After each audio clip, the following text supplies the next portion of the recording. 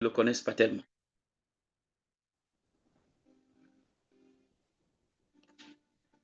Au point où il le découvre. Essayez d'imaginer que vous êtes dans le ciel et ça fait des siècles que vous êtes avec quelqu'un et vous n'arrivez pas à le cerner ni à le saisir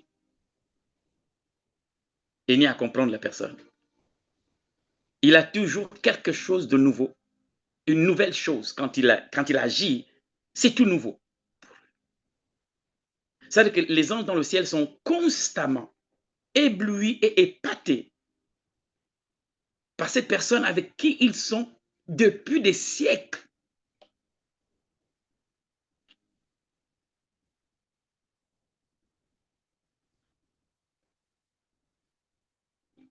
Et parfois nous nous disons, mais oui, je connais le Seigneur, mais tu sais ce que tu dis.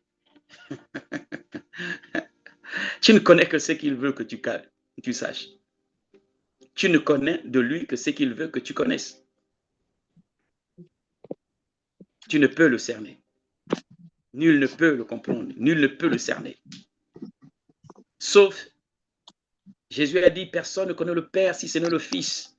Et personne ne connaît le Fils si ce n'est le Père. Sauf à celui à qui le Père veut bien le lui montrer ou bien préciser. Est-ce que tu peux voir Jésus aujourd'hui et tu ne sauras pas si c'est Jésus ou c'est le Père?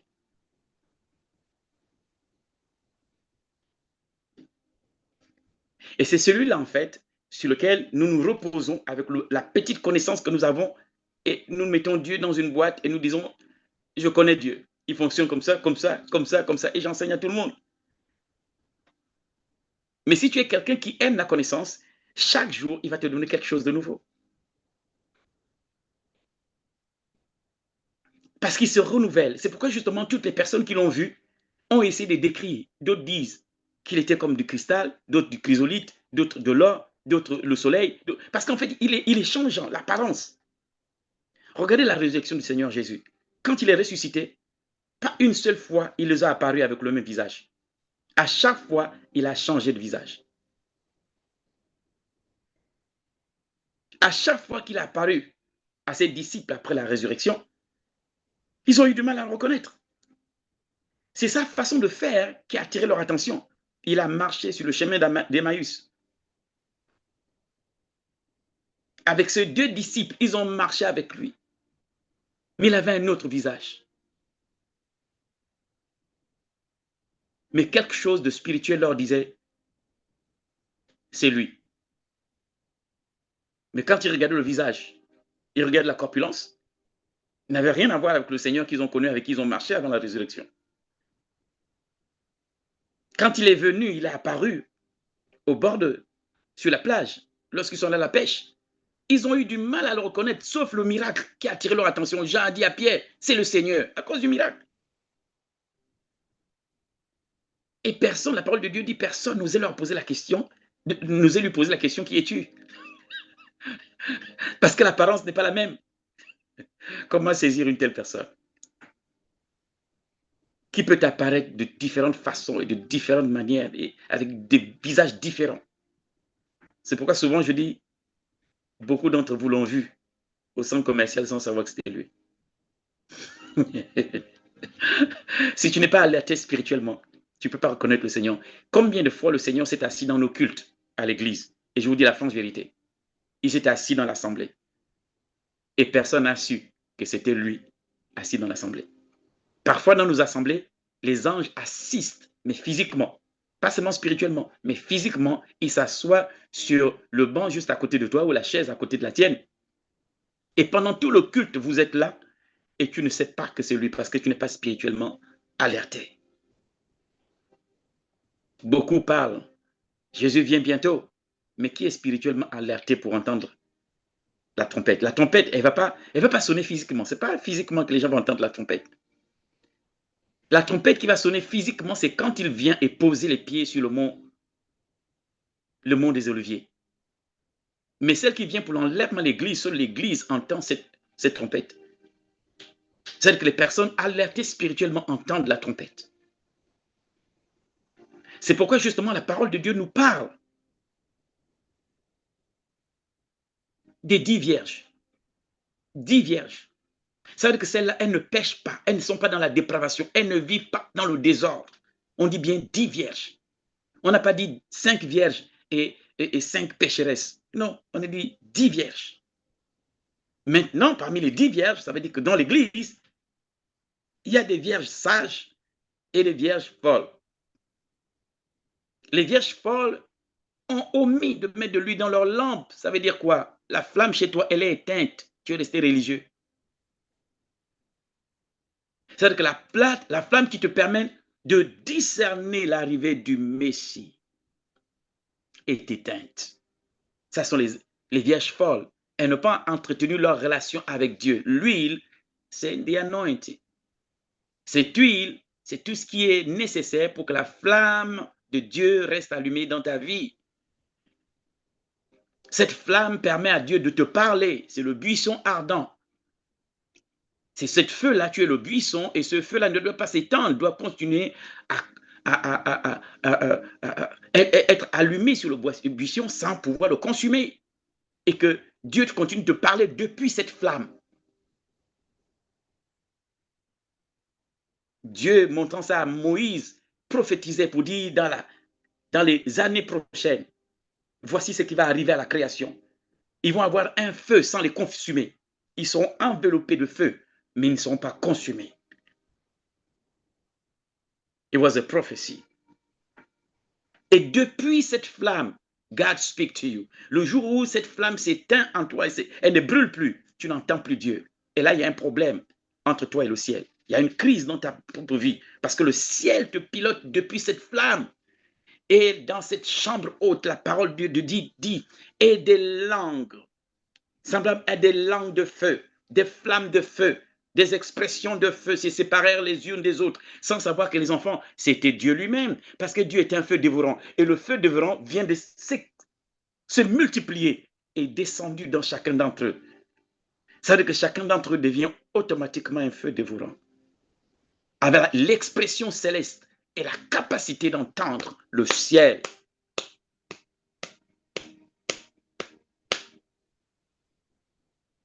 Nous parlons aujourd'hui de comment le thème va être, comment réussir dans un environnement où Dieu m'a envoyé. How can I success? Comment réussir dans un environnement dans lequel je sais que Dieu m'a envoyé?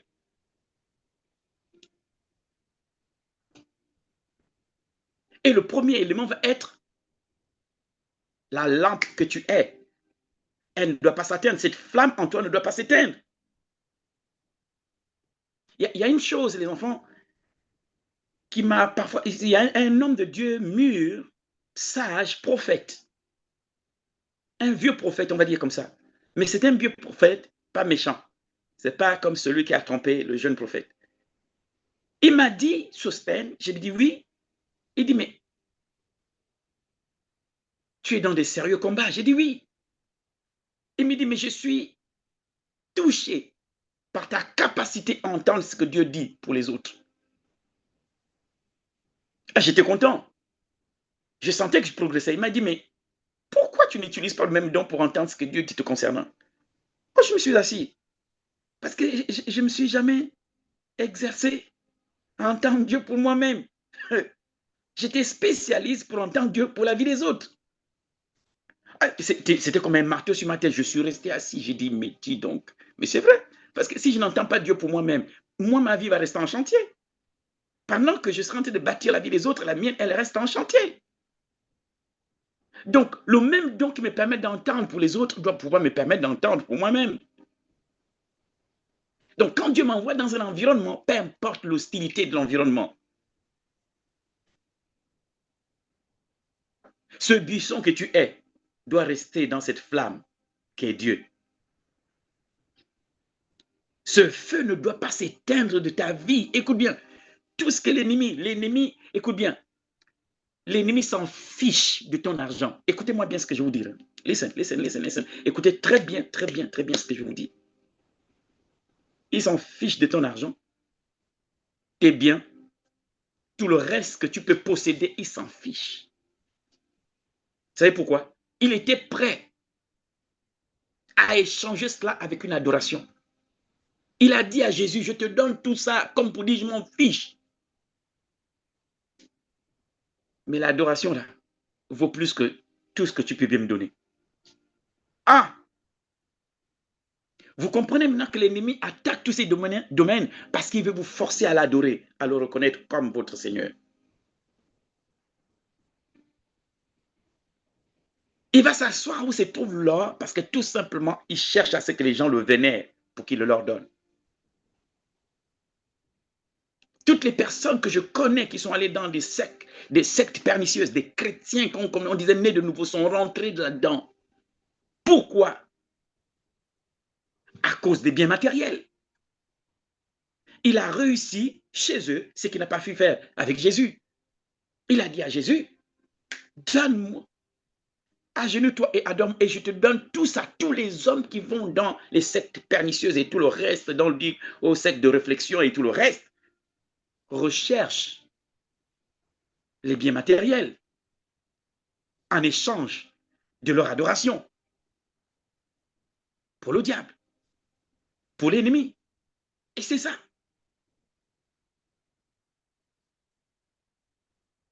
Mais comment cela peut se faire qu'un enfant de Dieu, born again, né de nouveau, spirit-filled, rempli du Saint-Esprit, peut se laisser embarquer dans une telle aventure au point de rentrer dans une secte? Ça veut dire que sa flamme, elle est éteinte. On ne peut pas amener quelqu'un qui a sa flamme allumée et il va tenir là-bas.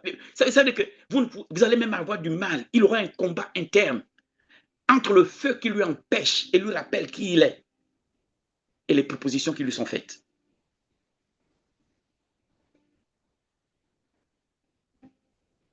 L'ennemi utilise les mêmes stratégies. Il va te proposer quelque chose en l'échange de ton adoration. La question ce matin, es-tu une vierge sage ou une vierge folle? Ta flamme est-elle éteinte ou elle est allumée? Cette flamme qui est en toi, au travers de laquelle tu entends Dieu. Et la parole de Dieu dit dans le livre de Moïse, dans le livre, j'ai le livre de Moïse, mais on va dire dans l'Exode, elle dit, et l'ange de l'Éternel parla à Moïse depuis la flamme. Et Dieu dit à Moïse, depuis cette flamme, Dieu parle à Moïse.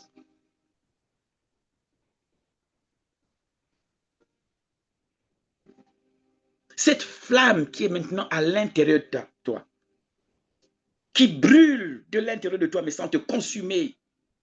Depuis cette flamme, God speak to you. Il te parle. Et ton esprit arrive à interpréter ce que Dieu dit. Tu n'as même pas besoin de l'entendre. Ton esprit sait interpréter ce que Dieu veut. Quand tu es né de nouveau, quelqu'un m'a dit, je n'ai pas entendu. J'ai dit, si, tu sais.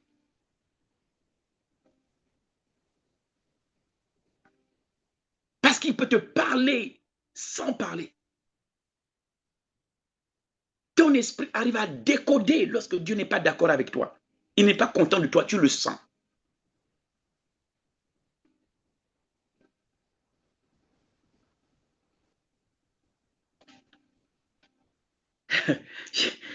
Une fois, on était dans une classe prophétique avec des jeunes prophètes, et puis je leur ai posé la question. Ils m'ont posé la question sur pas mal de choses, les prophètes et tout le reste, voilà, comment on fait pour voir. Je leur ai dit, répondez-moi, allez, je leur ai donné un cours. J'ai dit, Esaïe dit, il dit qu'il a fermé vos yeux, les prophètes, et voilé vos têtes, les voyants. Je leur ai dit, mais finalement, le voyant, il voit par où? Parce que si on ferme sa tête, ça veut dire que lui, il ne voit pas avec les yeux, il voit avec quoi? Bon, ce n'est pas l'objet de ce cours aujourd'hui. On expliquera ça plus tard. Comment le voyant fait pour voir et le prophète pour. Il dit vos yeux les prophètes et vos têtes les voyants. Ça veut dire que le prophète, le voyant peut voir même les yeux fermés parce qu'il n'utilise pas ses yeux. Il utilise autre chose pour voir. Bien. Mais maintenant, quelqu'un m'a dit, prophète, comment faire pour voir? J'ai dit d'abord, garde la flamme allumée. C'est d'abord la flamme. C'est pas d'abord se prier pour voir, c'est la flamme. Il faut qu'elle embrase l'intérieur. Quand je parle d'embraser, je ne parle pas de consumer. Hein. Je parle qu'elle reste allumée. Que cette flamme augmente jour après jour. Parce que l'ennemi fait tout le nécessaire pour éteindre ce feu à l'intérieur de toi, pour qu'il ne brûle plus. Parce que l'ennemi, aussi longtemps que ce feu est allumé en toi, l'ennemi ne peut pas te contrôler et ne peut pas te diriger. Tu seras un résistant dans tous ses projets et son programme. Il y a donc quelque chose en toi sur laquelle tu dois veiller constamment. Ce feu en toi ne doit pas s'éteindre. Il y a quelqu'un il y a un homme, je parlais avec un enfant de Dieu, et il m'a posé la question de savoir, il dit, prophète, je ne sais pas ces derniers temps, je ne sais pas, mais j'ai un problème avec les femmes. J'ai dit, mais comment ça tu as un problème avec les femmes? Les femmes t'ont fait quelque chose. Il dit non. J'ai dit, mais alors, comment tu as un problème avec les femmes? Il dit, je fais un travail sur ma vie parce que je me sens, il me dit tout ce qu'il veut me dire à ce niveau-là. Et puis je lui dis, écoute, la première chose que tu dois savoir, ce n'est peut-être pas parce que tu es faible sur le plan sexuel. C'est pas ça. C'est parce que l'ennemi a mis un programme sur ta vie. Il a planifié quelque chose pour ta destruction. Ce que tu vois, ce n'est pas forcément parce que tu es faible. C'est vrai, sur le côté, tu dois être faible, mais tu dois reconnaître que si ça s'enchaîne comme ça veut dire que tu es dans un programme, l'ennemi a mis un agenda te concernant spécifiquement pour te détruire.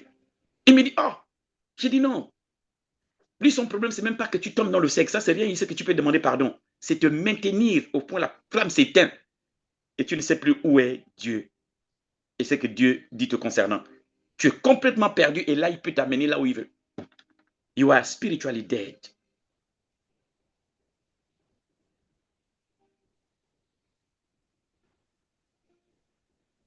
Il y a des comme ça, l'ennemi peut s'asseoir, tenir une réunion spécialement pour toi lorsqu'il sait. Parfois, nous ne savons pas qui nous sommes, mais lui, il sait le rôle. Il ne sait pas forcément le rôle, mais l'impact que tu risques d'avoir parce que tu brilles. Ta brillance montre. Ouais, nous brillons de plusieurs manières, hein, vous savez. Hein. Dans le monde spirituel, chacun de nous a sa brillance. Et il peut reconnaître la brillance de quelqu'un qui se tient constamment devant le trône de Dieu. Elle est différente. Sa brillance, elle est différente. Il peut savoir les domaines dans lesquels tu brilles le moins. Si c'est la parole, si c'est la prière, il y a des domaines. Et ces domaines, la lumière n'est pas assez forte. Et il sait.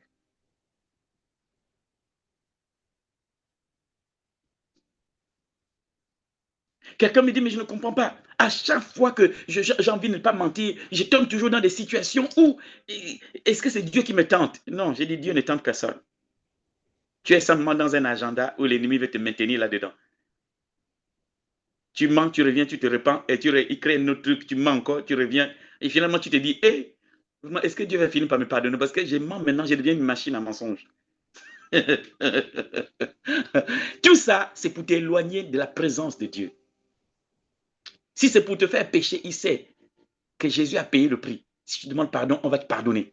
Mais s'il peut te maintenir dans le mensonge, écoutez-moi très bien. Ce n'est pas quand vous mentez une fois que vous ouvrez la porte. C'est à force de mentir et vous ne savez pas à quel moment la porte est ouverte. Et comme le diable ne vous fait pas confiance, il sait que vous ne pouvez pas mentir avec excellence. Il va envoyer un esprit de mensonge chez vous pour que tu changes de level dans le mensonge. Tu deviens, on ne sait pas, tu ne contrôles plus ce domaine. Et ça, c'est très important si vous voulez réussir dans un endroit. Écoutez-moi très bien. Si vous voulez réussir dans un endroit, dès que vous arrivez dans un endroit et que l'ennemi sait que vous êtes consacré, il met un agenda sur vous dans cet environnement pour vous faire ressembler à tous ceux qui ont chuté dans cet environnement et à tous ceux qui n'ont pas pu avancer dans cet environnement et à tous ceux qui sont morts spirituellement dans cet environnement. Avant votre arrivée, il y a des personnes qui sont arrivées avant vous, they are dead spirituellement morts. Il met un agenda. Parce qu'il y a déjà une entité qui gère cette localité. Si Dieu n'a pas encore pris cette localité, l'ennemi a une principauté au-dessus qui indique le comportement des hommes dans cette localité pour les gens qui ont écouté le message que j'ai déjà donné dessus. Dès lors que tu arrives, il t'attaque. Dès que tu pries, vous n'avez pas remarqué, il y a des endroits comme ça. Quand tu ne pries pas, tu ne peux pas attaquer. Mais quand tu pries, tu es attaqué. Ça veut dire que quand tu pries, tu es un rebelle parce que tu es dans la localité où les gens ne prient pas.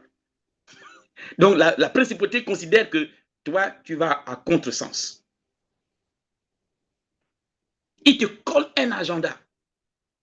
Soit les gens vont commencer à raconter n'importe quoi sur toi. C'est l'agenda. Soit les gens vont commencer, tu ne sais pas pourquoi. Pourquoi? Pour t'empêcher de réussir dans cet environnement. Ils regardent et ils voient qu'il y a un feu que tu transportes. Est-ce que vous savez que quand on nous regarde sur le plan spirituel, on ne voit pas le corps biologique? On ne voit pas le corps biologique. On voit l'homme spirituel, la flamme, le feu que vous êtes. Et si ce feu diminue d'intensité, l'ennemi va chercher à prendre le contrôle. Chaque jour, il y a un agenda de l'ennemi qui te suit dans la ville. C'est pourquoi le Seigneur dit, soyez toujours continuellement remplis de l'Esprit de Dieu, parce que celui qui est rempli de l'Esprit de Dieu ne peut pas être contrôlé par l'ennemi. L'ennemi ne peut pas le gérer. Ses mouvements et son comportement sont gérés. C'est que la chair ne peut pas contrôler celui-là et le diable ne peut pas gérer celui-là. Il est sous le contrôle de l'Esprit de Dieu. Lorsque l'ennemi se rend compte que toi, tu es le salut de la famille, il met un agenda pour que tu ressembles à tous les membres de la famille qui sont venus avant toi. Un agenda. Donc, le premier point pour réussir dans un environnement où Dieu t'a envoyé ou dans la famille où Dieu t'a envoyé, c'est d'abord, premièrement, tu ne perds pas le feu. Tu dois travailler à ce que ce feu ne diminue pas. Dès lors, et là je parle aux professionnels, dès lors que Moïse est allé voir Pharaon pour dire à Pharaon, laisse aller le peuple pour aller adorer Dieu. Qu'est-ce que Pharaon a fait? Il leur a ajouté des jours de travail. Mais quel est le lien? Quel est le lien avec les jours de travail? Parce qu'il veut les empêcher de penser à adorer leur Dieu. Donc s'il occupe cet espace, ils vont devenir faibles parce que le diable n'ose. Est-ce que quelqu'un... Listen, je sais que vous avez lu ce passage. La parole de Dieu dit, lorsque Élisée se leva ce jour-là, son serviteur s'approcha de lui et dit, Maître, nous sommes perdus. Pourquoi? Parce que toute une armée les environnait. Et Élisée lui dit, écoutez bien ce qu'Élisée dit. Écoutez ce qu'Élisée dit. Beaucoup se sont trompés dans ce passage. N'ont pas bien compris ce passage. Élisée dit, ne crains pas, ou ne crains point, ou n'aie pas peur. Car ceux qui sont avec nous, écoutez bien, ceux qui sont avec nous sont plus nombreux que ceux qui sont avec eux. Il ne parle pas de l'armée. Élisée dit que l'armée, derrière cette armée spirituellement, il y a une autre armée. C'est-à-dire que le combat là n'était pas physique. Il ne dit pas que ceux qui sont avec nous sont plus nombreux qu'eux. Non, il dit ceux qui sont avec nous sont plus nombreux que ceux qui sont avec eux. C'est-à-dire qu'avec cette armée qui environnait Élisée, il y avait une armée spirituelle. Et Élisée arrivait à voir l'armée spirituelle. Il a dit non, ceux qui sont avec nous sont plus nombreux que ceux qui sont avec eux. Donc c'était un agenda du diable contre Élisée. Ce n'était pas le roi. C'était le monde spirituel qui avait un agenda contre Élisée dans cet environnement. Il fallait neutraliser Élisée si on veut gagner Israël. Si on veut vaincre Israël. Si on veut vaincre la famille. Si on veut prendre le quartier. Si on veut dominer dans cette entreprise, Élisée doit être attrapé. Mais le problème avec les Élysées d'aujourd'hui, c'est qu'ils vont regarder l'armée physique et oublier l'armée spirituelle. Élisée n'a pas regardé les hommes physiques. Il a dit ceux qui sont avec nous sont plus nombreux que ceux qui sont avec eux. Il ne craint pas les hommes physiques. Il y a une armée spirituelle qui donne la force à cette armée physique. Mais ceux qui sont avec nous sont plus nombreux que toutes les personnes que tu vois là qui sont contre nous. Parce que notre armée est plus grande que l'armée de cette armée. Et c'est le même problème que vous retrouvez à Jéricho. Et beaucoup ont mal interprété. Jusqu'à il n'y a pas longtemps, j'ai cru que c'était les murailles qui empêchaient Israël d'y entrer. Mais en fait, non. C'était un combat spirituel. C'est pourquoi le chef de l'armée de l'Éternel est obligé de se montrer parce que les enfants d'Israël ont du mal à y entrer. Parce que Jéricho était la porte spirituelle de Canaan. Donc, en fait, ils sont face à un combat spirituel. Ce n'est pas les murs qui les retiennent. Il y a des entités derrière les murs parce que Jéricho, c'est un lieu d'adoration.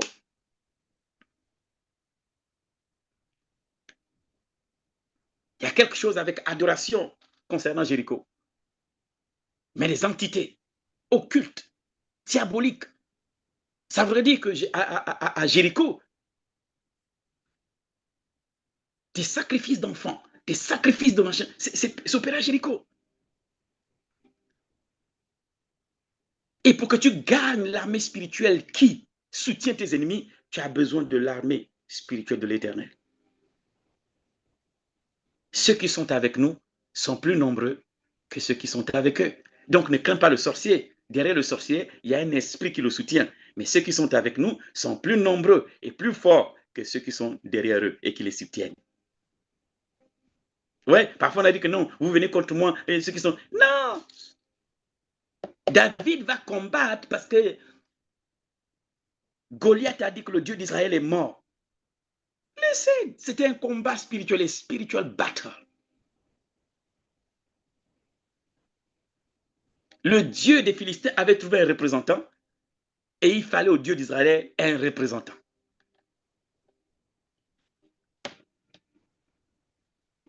Child of God, enfant de Dieu, peu importe ce que tu traverses, ne permets pas que la flamme en toi s'éteigne.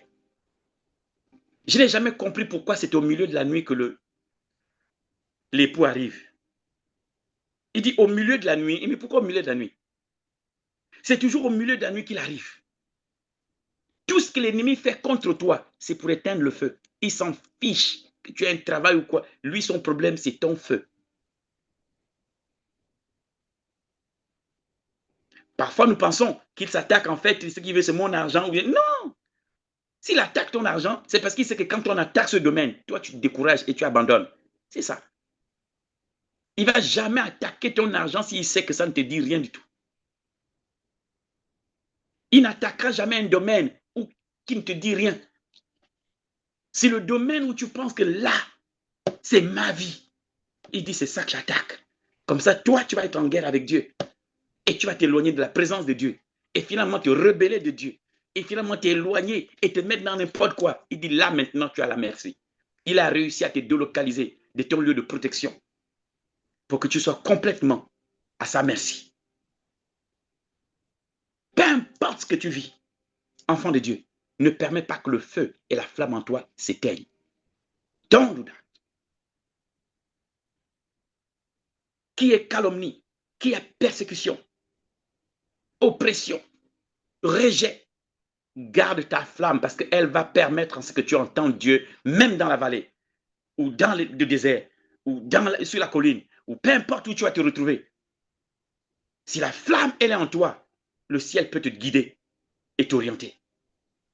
Si elle s'éteint, le ciel peut parler. Tu n'entendras pas. C'est pourquoi les vierges folles ont raté l'époux. Au milieu, non, l'époux arrive. Elle n'avait pas de lampe parce que pour suivre l'époux, la lampe devait être allumée pour suivre l'époux. La lampe devait rester allumée pour suivre l'époux. Ça veut dire que ce n'est pas suivre l'époux physiquement. Ça veut dire que spirituellement, être capable de suivre l'époux. Si c'était physiquement, on n'aurait pas eu besoin de lampe pour y aller. Mais ces lampes leur permettaient de suivre.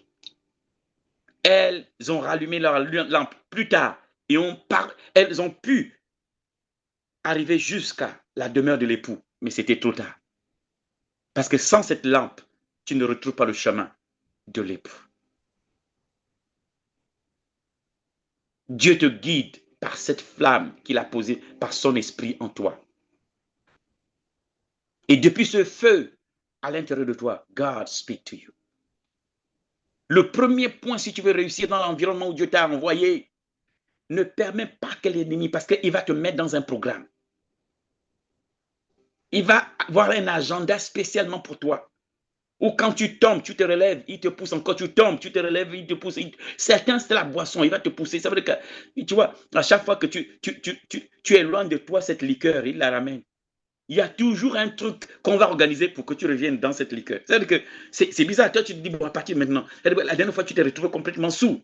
Et puis tu dis, bon, non, moi, maintenant, c'est fini. Et tu ne sais pas, un ami proche, quelqu'un à qui tu dois quelque chose, quelqu'un qui a envie de... Soudain, il organise quelque chose, tu dis, bon, je viens, mais je ne touche à rien. Oh, l'ennemi n'a même pas besoin que tu touches beaucoup. Dès que tu as touché un peu seulement, c'est parti. Parce qu'on sait que c'est... Il te met dans un projet, un agenda pour que jamais tu ne t'en sortes. Pour que tu ressembles à tous ceux qui n'ont pas pu réussir avant toi. Pour que tu ressembles à tous ceux qui dans la famille avant toi n'ont pas pu aller plus loin.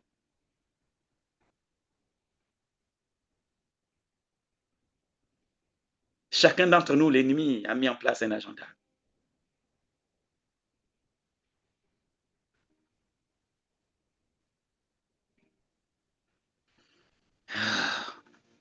Je ne sais pas si quelqu'un me comprend. Ce matin, si quelqu'un me comprend, this morning, un agenda. Où l'ennemi a mis un agenda. Pour que jamais dans ce domaine, tu te lèves. Tout le monde est tombé là avant ton arrivée. Tout le monde est tombé là.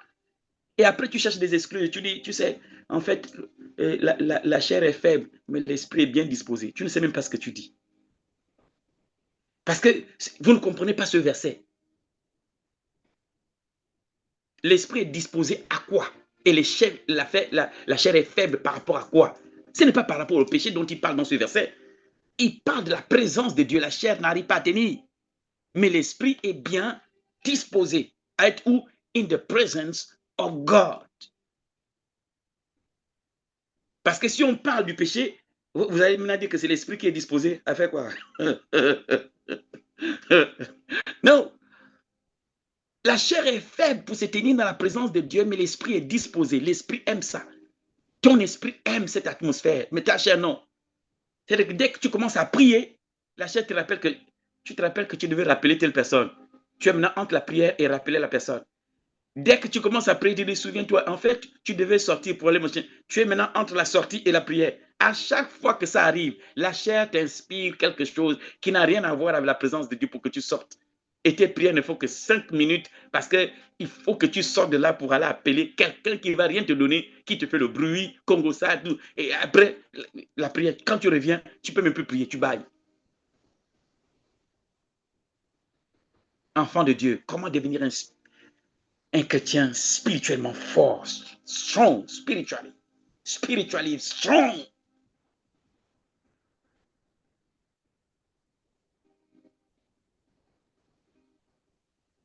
Les temps sont difficiles si vous n'êtes pas spirituellement fort. Le diable ne craint pas le chrétien. Chrétien, ça ne veut rien dire chez lui.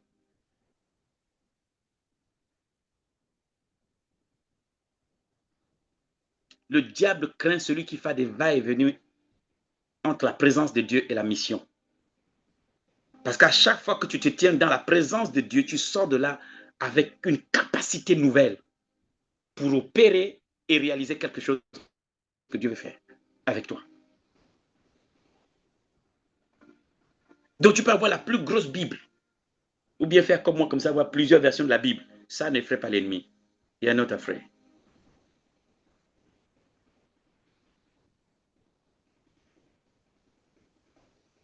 Il n'est pas effrayé parce qu'on t'appelle apôtre, prophète, tous les noms que tu peux te donner. Le diable ne craint pas. Et ce n'est pas parce qu'on m'appelle prophète que ça veut dire que je suis puissant. Ce n'est pas le nom qui confère la puissance à celui qui le porte. Un apôtre est puissant pas parce qu'on l'appelle apôtre. Non. C'est comment cet apôtre est enraciné dans Dieu qui fait de lui un apôtre puissant. Sinon, tu portes juste un titre, un nom. Mais la position, tu ne l'as pas. Et nous avons plusieurs comme ça dans le monde qui ont des noms. Mais quand on regarde dans le monde spirituel, ils n'ont pas cette position. It's a lie. Spirituellement fort.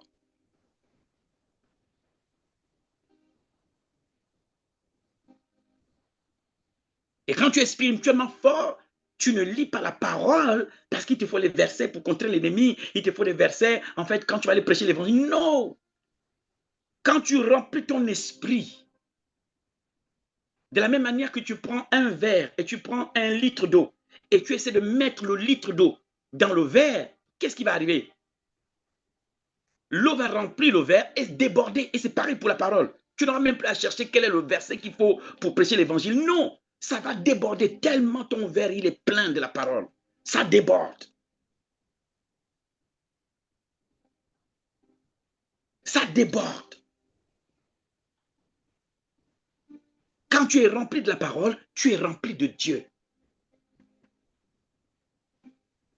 La plénitude, elle ne vient pas seulement en priant, elle vient aussi par les Écritures. Plus tu lis les Écritures, plus ton esprit est disposé à être soumis à l'Esprit de Dieu et à fonctionner dans le monde de Dieu, the God Word, the Word of God, l'environnement divin. Fonctionner dans l'atmosphère de Dieu parce que tu es de God kind. Le genre de Dieu, spirituellement fort, écoutez-moi les enfants, spirituellement fort, et je le redis, spirituellement fort, à cause des temps qui arrivent. Je rends grâce à Dieu pour nos enfants au Maroc qui ont été protégés par Dieu. Je suis touché par le nombre de personnes qui sont parties. Aujourd'hui, vous devez comprendre, les enfants, que nous n'avons pas que des tremblements de terre naturels. Certaines personnes dans l'obscurité sont restées avec le projet de réduire la population. Et ils vont utiliser tous les moyens possibles. Je ne suis pas en train de dire que celui du Maroc, c'est ça, mais vous ne devez pas. Il y a des choses qui vont arriver dans le monde spirituel de manière naturelle, mais d'autres provoquées. C'est pourquoi notre relation avec Dieu doit nous garder et protéger. Je me rappelle quand nous étions au Maroc, j'habitais avec le pasteur Nina et mon épouse, et celle qui est déjà mon épouse aujourd'hui. On revenait, je pense qu'on est allé voir une famille marocaine, des gens chez qui on prêchait un peu l'évangile, on faisait des dons. Et en revenant, il devait faire 18h30, 19h. Et dans le quartier dans lequel on habitait, il y avait des constructions. Pendant qu'on marchait, on ne savait pas qu'il y avait des Marocains dans cet immeuble en construction et qui nous attendaient avec des briques pour les lancer depuis là-bas à 19h. Vous ne voyez personne. Pour nous les lancer, les enfants. J'ai juste entendu Dieu me dire, arrêtez-vous. Il a fallu que j'obéisse. Si j'avais fait un pas de plus, on était morts, tous les trois. Quand il a dit, arrêtez-vous, je leur ai dit, arrêtez. Ils se sont arrêtés et les briques sont tombées devant nous. Boum! On a regardé, on n'a vu personne. Ta communion avec Dieu va te sauver. Ta relation avec Dieu va te sauver. Dans ces temps difficiles, il y a des endroits où tu n'iras pas parce qu'elle t'a sauvé. Souvenez-vous le témoignage que je vous ai fait par rapport aux attentats.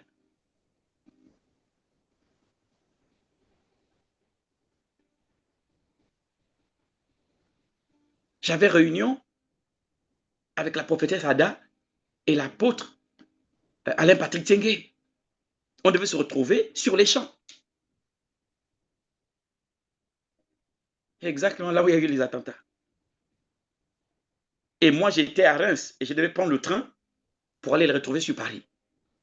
Les enfants, je devais prendre mon train de là où je suis à Paris, c'est 45 minutes en un train direct.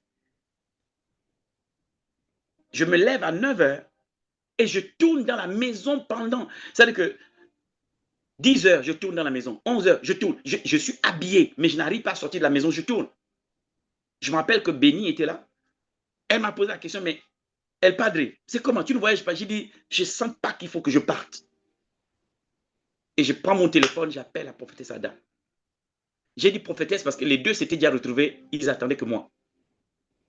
Donc, J'appelle la prophétesse, j'ai dit, prophétesse, vraiment, je ne sens pas qu'il faut que j'arrive. Il faut que je vienne.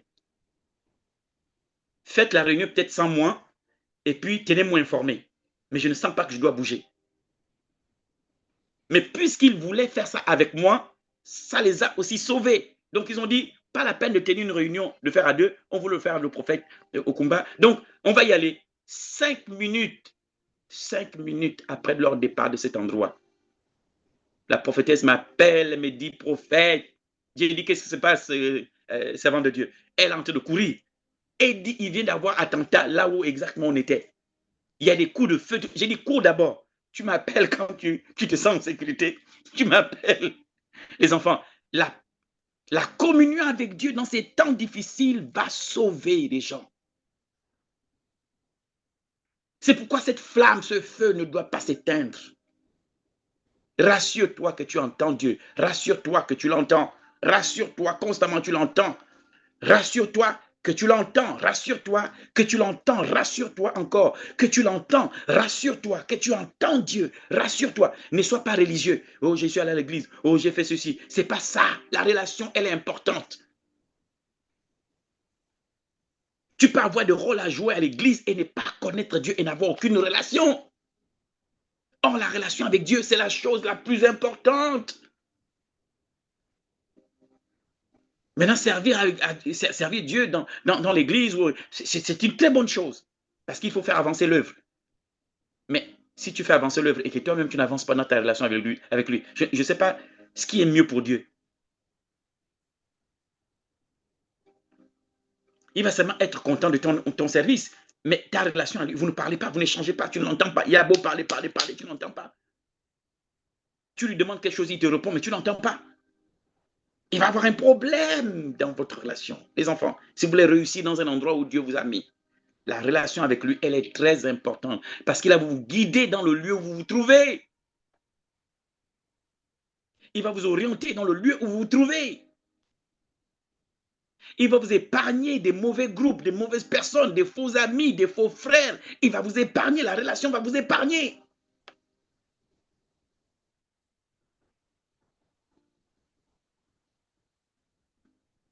De faux partenaires, elle va vous épargner. Votre relation avec Dieu est capitale. À quoi ça sert de gagner le monde si tu perds ton âme? Comment on perd son âme? Dès que la relation n'est plus là. Tu commences à vendre ton âme pour quelque chose d'autre. Je n'ai pas dit qu'il ne faut pas prospérer. Non, les enfants. Vous savez que je vous pousse constamment à réussir, à prospérer, mais prospérer sans la relation. À quoi ça sert d'avoir gagné tout ça? Si Dieu et toi, votre relation, elle est complètement... Où la courroie de transmission entre toi et Dieu n'existe plus. Dieu ne peut plus te transférer ce qu'il a. La courroie de transmission entre toi et Dieu, c'est l'Esprit de Dieu et la parole de Dieu. Chaque chose qu'a Dieu vient à toi par l'Esprit de Dieu et par la parole de Dieu. Et si ces deux-là ne fonctionnent plus, tu reçois de Dieu par quoi? Tout ce que Dieu veut te donner vient par l'Esprit de Dieu et par la parole de Dieu. Il te les transfère par son esprit et par sa parole. Donc tu dois veiller que les canaux de transmission fonctionnent correctement dans ta propre vie pour être constamment alimenté par le ciel.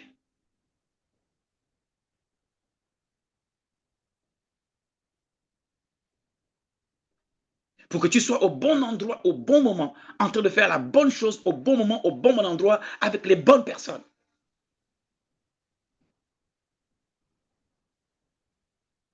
Jésus a dit, le Fils ne fait rien de lui-même. C'est les fils aujourd'hui, ils font tout d'eux-mêmes.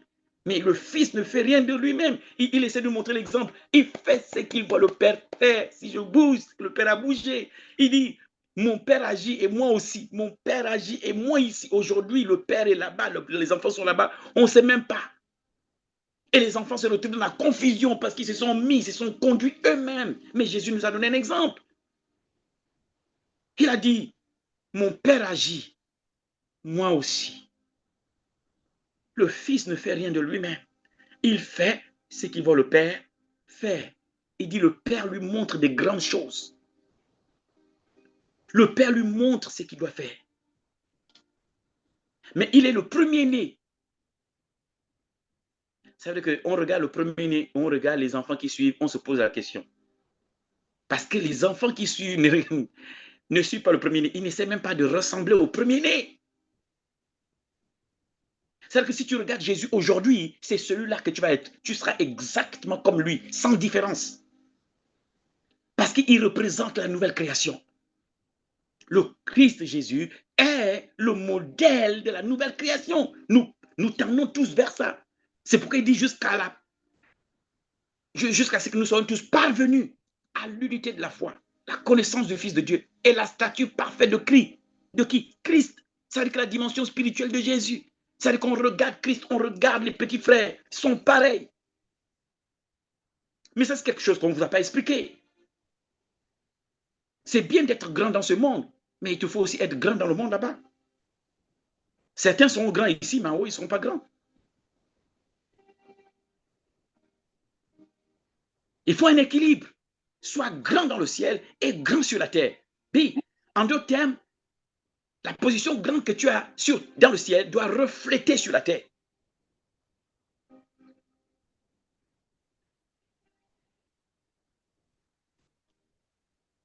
La deuxième chose, quand tu arrives dans un environnement pour réussir, une famille, peu importe là où Dieu t'a mis, le premier, c'est ta relation. Je l'ai dit et j'essaie d'expliquer avec pas mal d'exemples pour que vous compreniez l'importance de votre relation avec lui.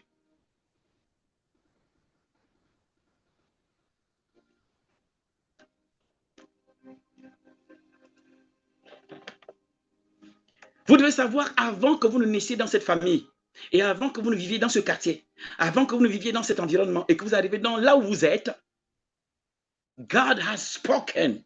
Dieu a parlé. Il a parlé en bien ou en mal dans cet environnement. Les scènes, écoutez très bien ce que je vous dis. Enfant, fils du chaman, écoutez. Toutes ces choses, je les écoute pour moi, mais aussi pour vous. Il m'est arrivé un moment où je priais, j'ai dit, Dieu, mais c'est quoi? Tu m'as abandonné, Et il me dit, non, je suis avec toi. J'ai dit, mais alors, si tu es avec moi, pourquoi ça ne bouge pas? Pourquoi il n'y a rien? Pourquoi c'est aussi terne? C'est pourquoi il n'y a pas la pluie, pas la rosée? Pourquoi? Si tu es avec moi. Et cette partie-là, je ne me disais plus rien. Jusqu'à ce que je comprenne. À l'école prophétique, God has spoken. God is speaking. And God shall speak. Ça veut dire que Dieu a déjà parlé. Et Dieu entend parler. Et Dieu parlera. Ça veut dire que quand je suis arrivé, je ne suis pas la première personne à qui Dieu va parler de cet environnement, de cet endroit où j'arrive. Hein, fils Jérémie? Fils, quand on a commencé l'église là-bas, il n'y avait pas d'église. Il n'y avait pas de cellule dans Casablanca. Nous sommes la première cellule, on était la première cellule de l'église charismatique et pentecôtiste de réveil à Casablanca. So God has spoken. Donc avant que vous n'arriviez, non, Dieu a parlé de quelque chose à Casablanca et dans le Maroc. Combien parmi vous savent ce que Dieu a fait? Là, par exemple, tu vois, par exemple, aujourd'hui, l'église que nous on a commencé est restée avec les frères congolais. Et bien sûr, la maison du salut est restée avec l'église du Congo. Je me rappelle qu'à l'époque, le pasteur Gaspard voulait que mon épouse et moi, on reste à Casablanca.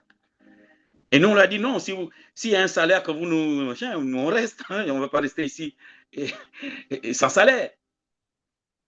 Mais Dieu a parlé. Mon épouse et moi, on était les premiers intercesseurs de l'église de Casablanca. Nous étions les bébés prophètes dans l'église, la cellule de Casablanca. So, God has spoken. Si tu arrives dans un environnement, là où vous êtes, les villes dans lesquelles vous êtes, les endroits où vous vivez, Dieu a déjà parlé de cette famille, ta famille, il a déjà parlé. Soit en bien, soit en mal. Si tu veux réussir, la première chose à faire, c'est savoir ce que Dieu a dit dans l'environnement. Si tu ne sais pas ce qu'il a dit, tu peux te battre contre Dieu. Listen. La deuxième chose après la relation, c'est savoir ce que Dieu a dit là où tu es. Y a-t-il une parole qu'il a donnée dans l'environnement où il m'a amené? Qu'est-ce qu'il a dit autrefois? God has spoken. Dieu m'a dit, mes fils, tu es tout en train de chercher ce que je vais dire plus tard, ce que je vais faire. Pourquoi tu ne cherches pas à savoir ce que j'ai déjà dit et comprendre ce que j'ai déjà fait? Il y a un héritage. C'est pourquoi nous, quand nous sommes arrivés en France, on a utilisé l'onction, on a utilisé les dons, et puis ça ne marche pas. Tu dis, mais comment? Il y a les dons, il y a les... Qu'est-ce qui se passe? Il dit, parce que tu ne sais pas ce que j'ai déjà dit dans cet environnement. Tu ne sais pas si je suis d'accord avec cette population ou bien j'ai une dent contre eux.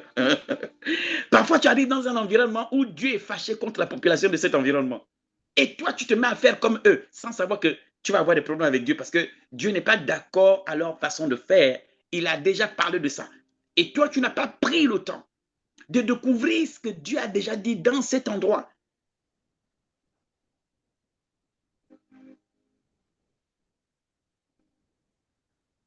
Parfois, nous voyons nos familles avec des situations compliquées et on prie, Seigneur, je délie, et jamais la famille n'est déliée. Tu dis, mais comment?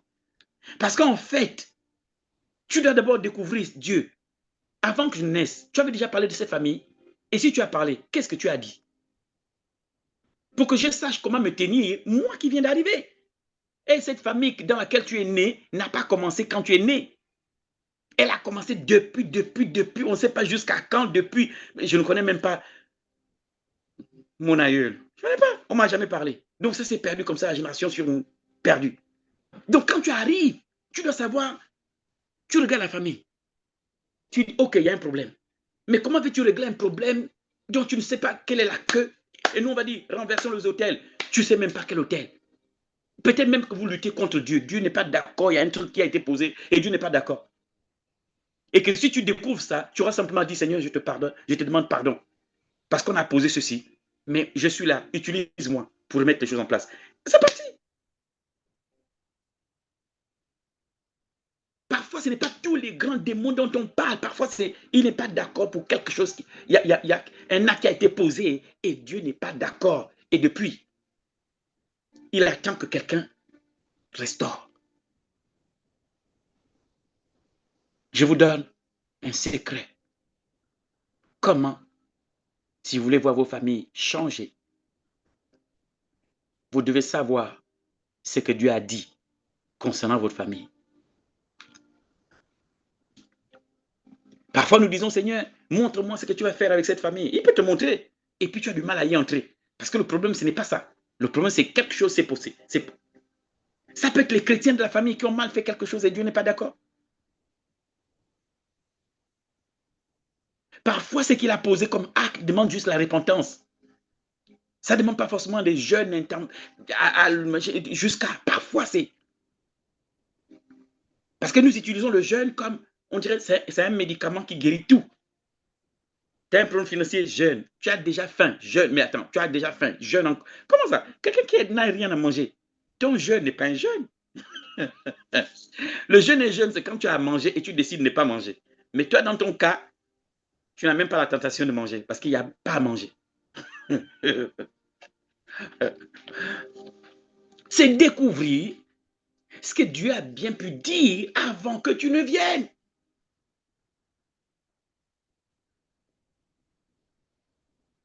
Si tu découvres ce que Dieu a dit concernant ta famille avant que tu ne viennes, ce sera plus facile parce que c'est avec Dieu. Écoutez bien, il n'a pas dit sans Dieu nous ferons des exploits. Il a dit avec Dieu nous ferons des exploits. Donc avec Dieu, il faut que... Ils ont dit à Josué, on fera tout ce que tu as dit, mais rassure-toi que Dieu est avec toi.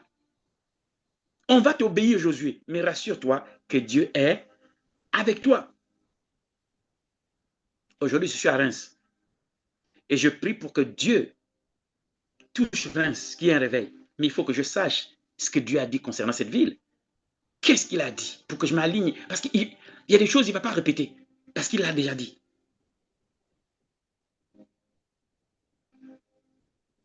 Il me faut aller dans les archives, ou s'il y a des anciens dans cet endroit, aller voir les anciens pour leur demander, en fait, quand vous étiez là, qu'est-ce qu'il a dit? Est-ce qu'il y a quelque chose qu'il a reproché à cet environnement? Est-ce qu'il y a quelque chose qu'il a reproché aux populations de cet endroit? De peur que tu ne fasses pareil.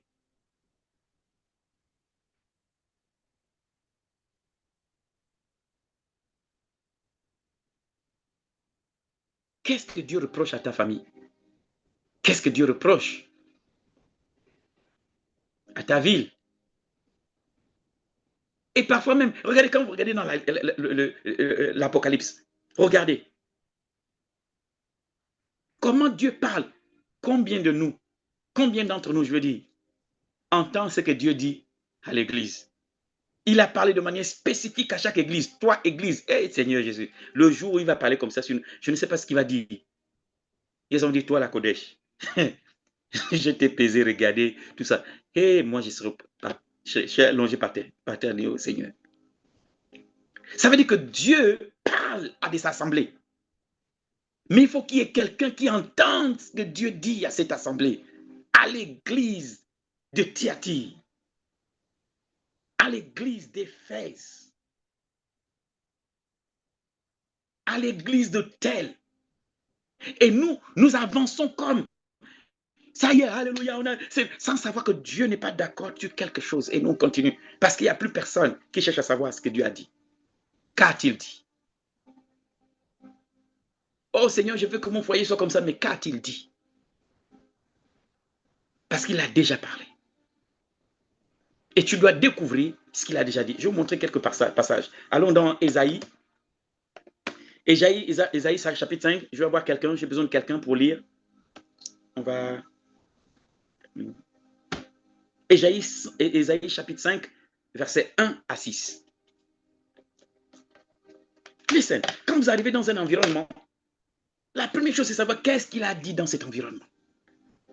Parce que tu peux te retrouver dans un environnement où Dieu est contre la population. Il n'est en fait pas contre, on ne va pas dire c'est trop fort, mais il n'est pas d'accord, il résiste.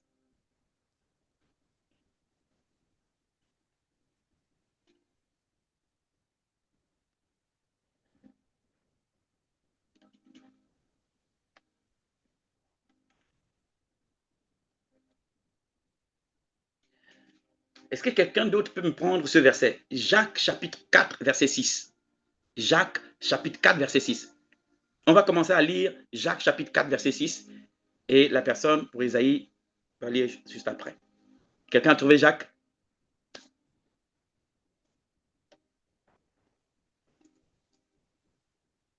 Si tu as trouvé, tu ouvres ton micro et tu dis. Ok, j'y suis.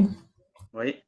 Donc, Jacques chapitre 4, le verset 6, la parole de Dieu déclare, « Il Oui. accorde au contraire une grâce plus excellente. C'est pourquoi l'Écriture dit, Dieu résiste aux orgueilleux, mais il fait grâce aux humbles. » Bien. Donc, Dieu résiste. Donc, tu peux être dans un environnement où Dieu résiste. Écoute, ça ne veut pas dire que quand on dit Dieu résiste, ça ne veut pas dire qu'il ne vous aime plus. Non, il vous aime, mais il n'est pas d'accord avec toi. Ça veut dire que tu vas avoir du mal à progresser. Il te résiste. Et quand Dieu te résiste, tes offrandes ne disent plus rien. Tes dîmes ne disent plus rien. Quand Dieu te résiste, tu peux changer d'assemblée, ça ne dit plus rien. God has a problem with you. Il y a un problème avec toi. Il t'aime, tu es ton enfant, mais il n'est pas d'accord avec quelque chose. God is resisting you.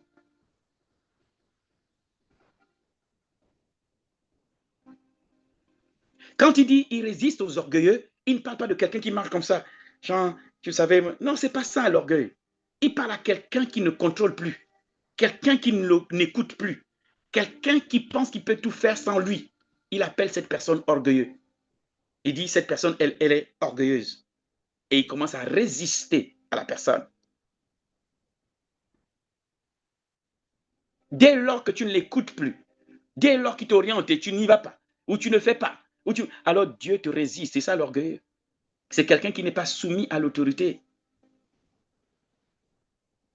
Mais il fait grâce aux humbles. Les humbles, là, tu vois, quand on parle d'humilité ici, les humbles, là, ce n'est pas des gens, tu vois, ils n'ont rien, c'est les pauvres qui... Non, ce n'est pas ça. Humble ici, c'est se soumettre.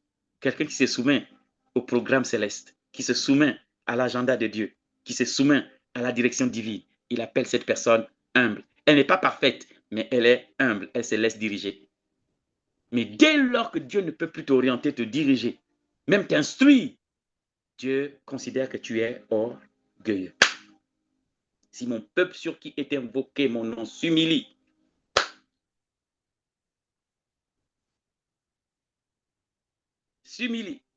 prie, cherche ma face et se détourne de ses mauvaises voies. Donc, il y a un problème avec son peuple.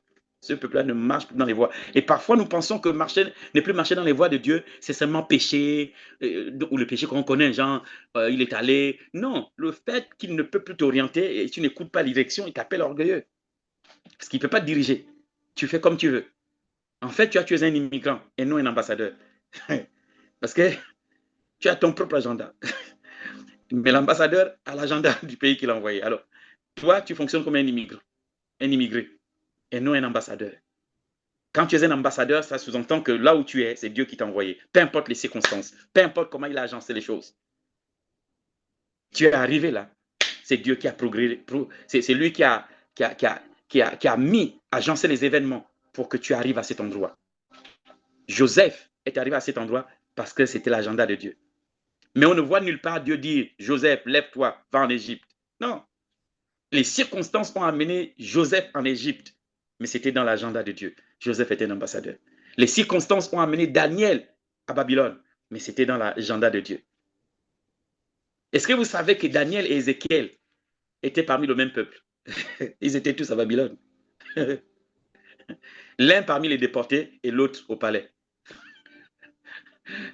Daniel au palais et Ézéchiel au milieu de la population. Bien.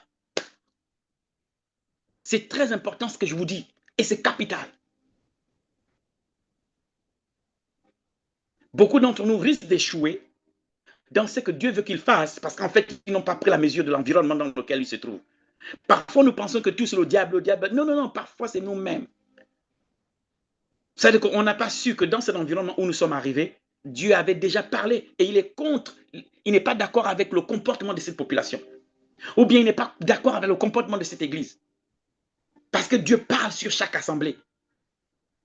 Si on pouvait faire comme dans l'Apocalypse et écouter ce que Dieu dit par rapport aux églises, vous allez entendre des choses que Dieu va dire. Mais pendant que ces personnes étaient dans l'église, savaient-ils que Dieu pensait cela d'eux? Pour eux, ils pensaient que non, le culte, ça va bien, tout va bien, tout ça, jusqu'à ce que Jean envoie les lettres pour dire, voici ce que Dieu pense de votre église. Cette église pensait que non, c'était bien parce que jusqu'à ce que Dieu dit, répands-toi, sinon je viendrai enlever ta couronne de là où elle est. Tu dis, ouais? Donc nous, on pensait que tout est bien. Donc, le premier point, ne pas perdre la communion avec Dieu, toujours entendre Dieu. Le deuxième point, savoir ce que Dieu a déjà dit dans l'environnement où tu es. Si tu sais ce que Dieu a dit, tu sauras mieux te porter.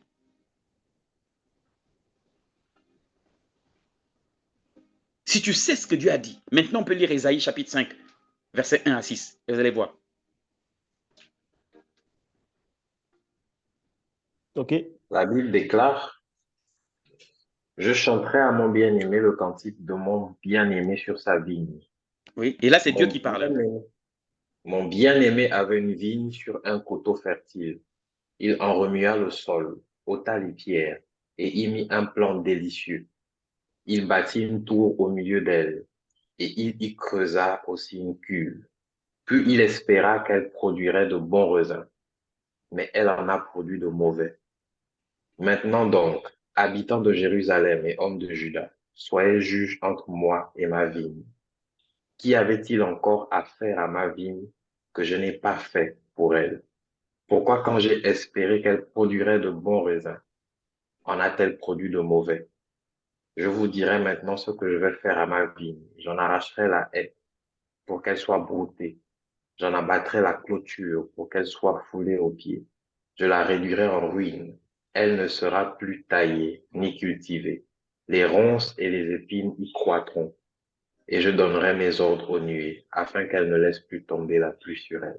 Amen. Écoute, il dit, il donne les ordres aux nuées. Et toi, tu arrives dans cet environnement tout content. Alléluia, nous sommes entrés dans la maison du Père. Tu vas à gauche, rien. À droite, rien. Sans savoir que non, il y a un ordre qui a été donné aux nuées. Que la nuée, tu ne fais pas tomber d'eau sur cette région. Et tu n'es pas informé. Et tu es même innocent parce que tu n'étais pas là quand ça s'est passé. Tu ne faisais pas partie de ceux qui ont posé cet acte. Et toi, tu arrives dans un environnement où Dieu a déjà parlé et il a donné l'ordre aux nuées. Il dit, nuées,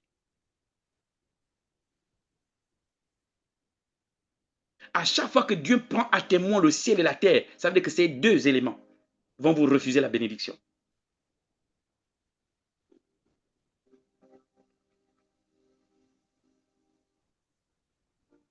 Nous, les enfants de Dieu, on n'a même plus la crainte de Dieu. On pense que c'est Dieu, bon, bon, bon, bon, bon, bon, bon, bon, bon, bon. Il est bon, bon, bon, bon, bon, bon, bon, bon. On peut se permettre certaines choses. Il est bon. On se permet certaines choses. Il est bon. Mais le fait que tu n'entends de rien ne veut pas dire qu'il n'a pas parlé. Le fait que le ciel soit toujours au-dessus de toi ne veut pas dire forcément qu'il est d'accord avec ta façon de faire. C'est pourquoi ta relation avec lui va te sauver. Tu vas entendre ce qu'il pense de toi. Tu vas entendre ce qu'il dit te concernant. Et tu peux entendre ce qu'il a dit. Je voudrais que tu fasses ceci aujourd'hui. Après les temps de prière, demande à Dieu, Seigneur, quelles sont les paroles que tu as prononcées sur l'endroit dans lequel je suis avant que je n'arrive? Parce que si tu ne sais pas ce que Dieu a dit sur cette localité, ça va être difficile et tu auras l'impression que Dieu t'a abandonné. Tu as l'impression que Dieu n'est pas là, mais le problème, ce n'est pas toi. Le problème, c'est cet environnement, les populations de cet environnement. Dieu n'est pas d'accord. Et c'est quand tu sais que tu montes à la porte, maintenant tu deviens le Daniel de cette région, de cette famille. Maintenant tu sais ce que Dieu reproche à cette famille. Parce que Dieu n'est pas méchant pour mettre une famille dans une pauvreté extrême. Ça veut dire qu'il y a quelque chose qui a été fait dans les générations. Et Dieu a parlé. Vous pouvez lier tous les démons, mais vous ne pouvez pas déplacer ce que Dieu a déjà dit, à moins que quelqu'un rentre en contact avec Dieu et commence à intercéder sur la base de ce qu'il sait que Dieu a dit concernant sa famille. C'est pourquoi vos batailles ne s'arrêtent pas, vous liez tous les démons, mais le problème, ce n'est pas eux. Parce que quand Dieu dit quelque chose, c'est ce qui se fait. Quand Dieu ne veut pas que tu aies quelque chose et que tu fasses quelque chose, peu importe le nombre de jeûnes que tu peux faire, tu n'y arriveras pas. Peu importe les tests que tu peux faire, tu ne pourras pas. He is God.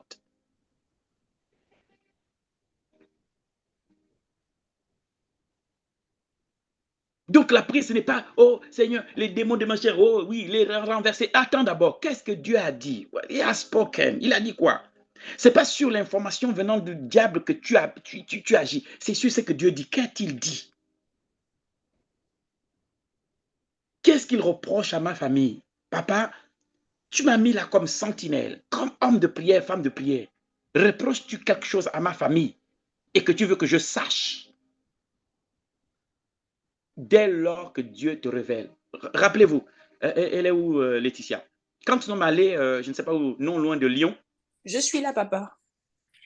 La fille, là où vous m'avez logé, quand je suis arrivé dans cet endroit, la fille, c'est rare. J'ai fait parmi les personnes qui ont voyagé en France et fait les villes et les villages, mon épouse et moi. Mais l'atmosphère de cette maison, je regarde le couple. Je dis, ils ne sont pas versés dans les Écritures et priés en langue, mais la paix qui est dans cette maison est incompréhensible. J'ai dit ça à Laetitia, j'ai dit aux autres, j'ai dit, il y a un truc qui ne va pas. Je tournais dans la maison, il y a une paix qui est incroyable. Alors j'ai dit à Dieu, mais quel est le problème dans cet endroit? Pourquoi il y a une telle paix? Cette paix qu'on ne retrouve pas chez les non-croyants. Ça veut dire qu'il faut que Dieu soit quelque part pour qu'on ait ce genre de paix. La même nuit, je suis transféré en 1930 et je suis dans la même maison. Et je sors de là où j'étais logé. Et en face, je vois les maisons et je vois la famille qui était là. Je vois la dame et ses enfants. 1930. 1930. 1930. Dieu va dire, écoute mon enfant, je vais te m'expliquer que l'alliance de cette maison vient depuis 1930. Une femme et ses enfants. Dieu avait une alliance avec cette femme. Et jusqu'à aujourd'hui, la paix dégagée par cette alliance.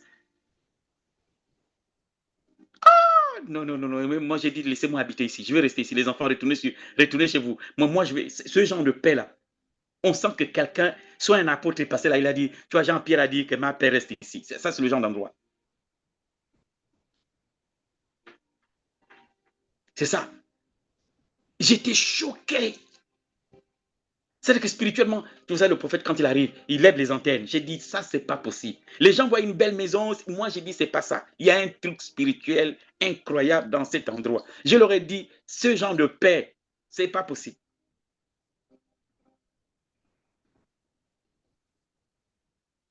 Et finalement, ils ont fait quelques recherches pour se rendre compte que non. La dame à qui appartient la maison aujourd'hui, elle m'a dit personnellement, elle m'a dit, c'est pas moi qui ai trouvé cette maison m'a trouvé. Et il paraîtrait qu'il y a une dame qui autrefois a impacté cette région avec ses actions, c'est la Tabitha de la zone.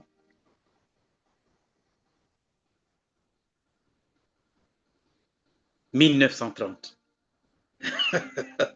Alors, qui parmi les habitants, peut-être tous ceux qui venaient d'arriver dans cet environnement, ne pouvaient pas savoir que leur bénédiction et leur paix dans la zone venaient d'un petit endroit où habitait cette femme. Que la localité est en train de... La grâce de Dieu qui est attirée dans la localité, elle vient d'un endroit où il y a une femme qui a posé le prix. And God has spoken. Et quand le prophète arrive, il sait que Dieu a dit quelque chose. Cet endroit est particulier. Dieu a dit quelque chose. Et j'ai dit, Seigneur, mais dis-moi, d'où vient cette paix? Qu'est-ce que tu as dit ici? Et Dieu, la même nuit, m'amène en 1930. Et je vois bien écrit 1930. Aujourd'hui, les maisons que j'ai vues en face n'y sont plus. Mais j'arrive à voir la maison où habitait le mari. J'arrive à voir un peu la maison de la femme. Mais il y avait d'autres maisons à l'intérieur. Et la femme habitait dans la maison qui était en face de moi. Donc je sors et je vais vers eux en 1930. Ah, ça c'est le côté prophétique. Ça veut dire que j'étais là en 1930.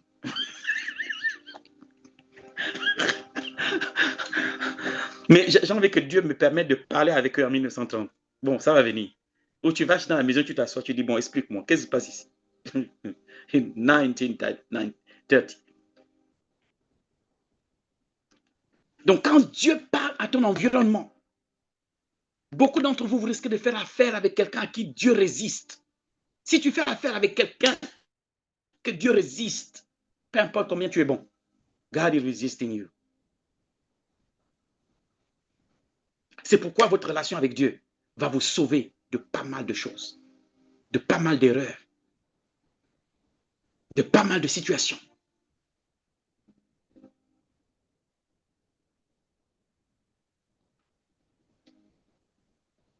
Ces deux clés, je vous les laisse. Votre relation avec Dieu et savoir ce que Dieu a dit avant que vous n'arriviez dans cet endroit où vous êtes. Qu'a-t-il dit? Pourquoi est-ce que j'ai l'impression que tout marche contre moi? Why? Et parfois, vous pensez que c'est vous, mais en fait, c'est simplement votre environnement. Il y a un problème dans votre environnement. Parfois nous nous mettons dans des jeunes, oh, ce sont mes parents qui me poursuivent jusqu'ici, oh, ils t'ont poursuivi jusqu'aux États-Unis, oh, le grand-père, il est arrivé jusqu'à... Et il n'a pas froid, il est même arrivé en Suède. Le froid n'a pas bastonné le grand-père. Ah, il t'a attaqué jusqu'en Suède. Mais en fait, le problème, ce n'est pas ça. Parfois, le problème, ce n'est pas les esprits de famille. Parfois, c'est l'environnement. Il y a un truc dans l'environnement. Et je vous rappelle ce que je vous ai déjà dit. Un jour, je suis dans cet endroit. J'étais logé dans un quartier, une belle maison, bien logée. Mais l'atmosphère, je reste comme ça au milieu de la nuit. Quand c'est comme ça, parfois mon épouse me regarde. Maintenant, elle ne dit plus rien. Elle a dormi. Parce que quand je sens que l'atmosphère n'est pas correcte, je reste en prière et je peux prier toute la nuit. Ça veut dire qu'en fait, il y a une résistance dans cet environnement qui va empêcher les gens de prospérer correctement. De résister. Et quand l'ennemi, écoutez bien, quand l'ennemi veut vous embrouiller et vous empêcher de vous aligner correctement par rapport à ce que Dieu veut que vous fassiez et au combat, il vous donne un fait rêve et vous réfère à vos parents. Et tu te lèves dans la prière. Ce sont mes oncles. Et les oncles n'ont même rien fait. Tu taillardes les oncles. Mais en fait, tes ennemis sont dans l'environnement. Le sorcier ne va jamais... Sa force, la force du sorcier, c'est quand on sait que ce n'est pas lui. Et le diable aime ça. Dès lors que vous savez que ce n'est pas le diable ou il n'existe pas, c'est même là où il est proche de toi. Si vous voulez réussir, votre relation avec Dieu, ça veut dire entendre Dieu. Deuxièmement, savoir ce que Dieu a dit dans ta famille. Laissez d'abord les trucs, oh, on m'a révélé qu'il y a les machins. Ça, c'est une révélation. OK? Mais ça ne veut pas dire que Dieu a parlé. Quand vous avez les yeux ouverts, vous pouvez voir ce qui a été fait. Laissez. Mais ce n'est pas une direction divine. Le fait qu'on t'a dit qu'il y a des hôtels dans ta famille n'est pas une direction que Dieu t'a dit maintenant, renverse les hôtels. Il peut te dire même, ne fais rien, jette l'huile. Il peut même te dire, lance la pierre. C'est ça.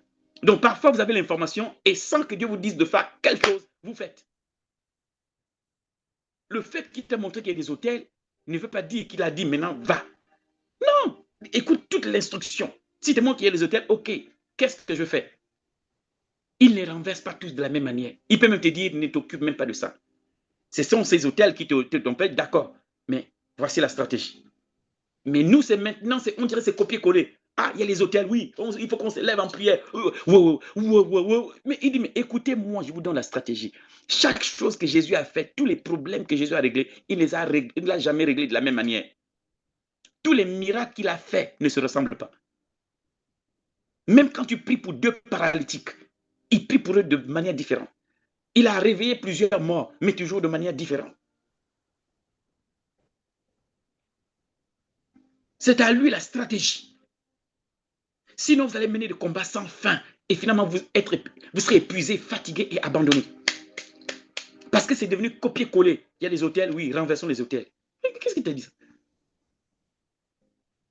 Il y avait plusieurs hôtels en Israël au temps d'Élie. Mais Dieu n'a pas dit Élie va renverser les hôtels. Il lui a donné une stratégie. Il dit rassemble tous ceux qui gèrent les hôtels ici. Bon, les vôtres, certains sont morts. Donc,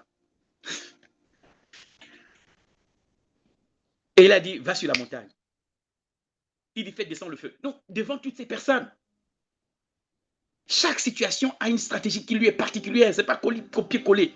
Ne mettez pas Dieu dans une boîte au point où, comme il a fait ça comme ça chez les autres, donc c'est chez nous, c'est comme ça qu'il va faire. Et puis vous appliquez et ça ne marche pas.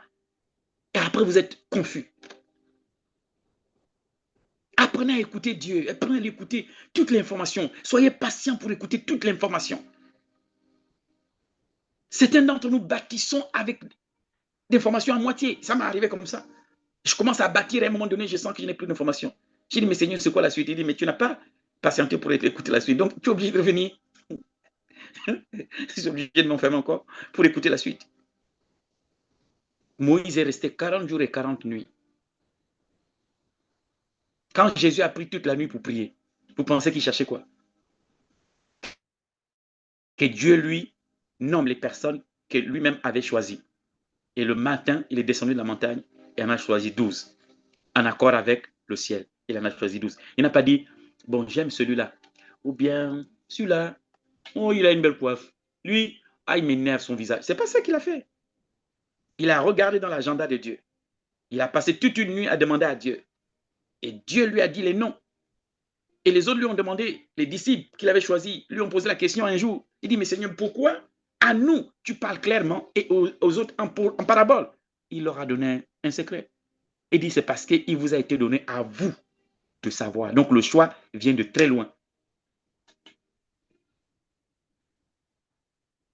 Et vous devez savoir que vous n'êtes pas là parce que je cherche les filles spirituelles. Non, les enfants. I pray. Je prends le temps de prier. Je prends le temps de prier. I pray. Pour chacun d'entre vous, I pray. Pour comment vous positionnez, je prie. Qui mettre à tel endroit, je prie. I pray. J'ai besoin de savoir ce que Dieu pense. Parce que c'est son œuvre. J'ai fait du management. J'ai géré des entreprises. Donc, facilement, je sais organiser. Je peux organiser un organisme ou une administration. Mais il faut que je mette chacun en accord avec la trajectoire que Dieu veut donner à quelqu'un, à chacun. C'est des nuits blanches à prier pour travailler à vous faire progresser, pour chercher quoi vous donner. Maintenant, je considère que vous savez. Votre relation avec Dieu et savoir ce que Dieu a dit concernant votre famille. Laissez d'abord le diable ce qu'il veut faire. Si vous savez ce que Dieu veut faire, le diable ne peut plus rien. Concernant votre famille, concernant votre foyer, concernant votre environnement. Et vous utilisez, pour ceux qui ont écouté ma dernière vidéo sur comment travailler à l'accomplissement de sa prophétie, toutes ces informations que vous allez recueillir auprès de Dieu, ce sont vos armes contre les circonstances et contre le diable. Ça devient des épées pour le chemin. Ça devient des sceaux de royaume. Vous savez, quand Néhémie a décidé d'aller rebâtir Jérusalem, il est allé auprès du roi, il a dit, mon roi, il y a des gouverneurs sur le chemin, il y a des entités, il y a des autorités en chemin. Fais-moi des lettres pour qu'à chaque barrage, je présente ces lettres, ce courrier royal, pour qu'on me laisse passer. Ces passages, ces versets, ou encore ces prophéties, ces paroles qu'il vous donne, deviennent des sceaux royaux que vous devez brandir devant chaque opposition. C'est pourquoi nous disons « In the name of Jesus ». C'est au nom de Jésus que je passe par là. Tout ce que Dieu vous a donné comme prophétie, c'est des courriers royaux. Avec le sceau royal dessus, contre toute oppression. Et si une oppression s'élève contre toi, tu le dis, il est dit à mon sujet. Et vous allez voir que toutes les entités spirituelles respectent l'autorité divine et la puissance de la parole déclarée de Dieu. Quand vous dites à la montagne, montagne, il est écrit à mon sujet. Arrêtez de rappeler à Dieu ce qu'il vous a dit. Il n'oublie jamais. Mais toutes les choses qu'il vous a dites, vous devez les utiliser contre les circonstances, contre les esprits méchants. Si un esprit s'attaque à vous, vous dites, il est écrit à mon sujet que toi, tu es sous mes pieds. Parce que c'est le décret royal. Il est sous les pieds et moi, je marche sur eux. C'est écrit comme ça. Parce que ce que Dieu dit est autorité suprême. Il n'y a pas une autre autorité spirituelle capable de renverser une déclaration divine. Souveraine de Dieu.